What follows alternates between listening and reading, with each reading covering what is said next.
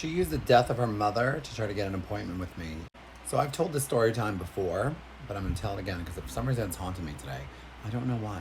So I had this client that was new when she came in, and I remember she was like, this one piece back here, everyone cuts too short because it was her cowlick. So I was like, okay. And I was like, yeah, we won't cut that. I did her first haircut. You know, my first 5 years on the floor are a blur.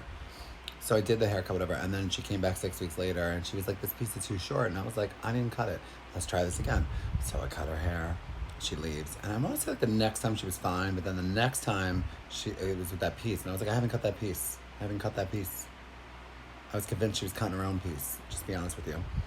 Then it started to be like she would call when she had an appointment, and would be like, "What other appointments does Philip have?" And again, I was new on the floor, so I had more room. So the front desk guy would like move her around and stuff.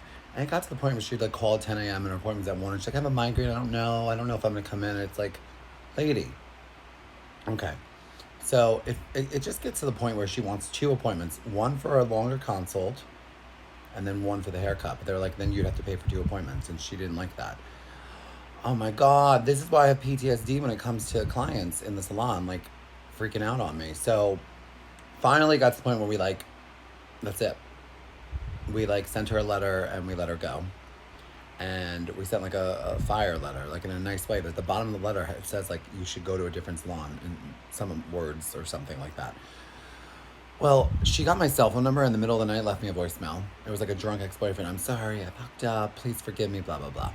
Never called her back. Then one day when my other owner was at the salon, but he didn't answer the phones yet because the computer system was down, she called like 18 or 27 times. I can't remember the number now. She just kept calling and calling. He would see it with the same number to try to get an appointment.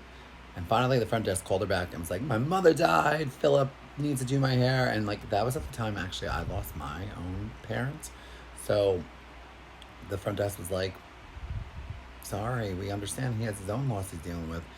And I don't think we ever heard from her again. Or maybe she kept calling. I would have to actually ask the old front desk guy. But it's, don't let these people do these things to you. That was my point of this video, okay? Have boundaries. Tell people no.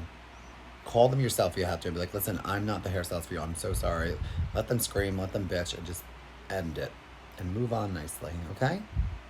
Take care, brush your hair.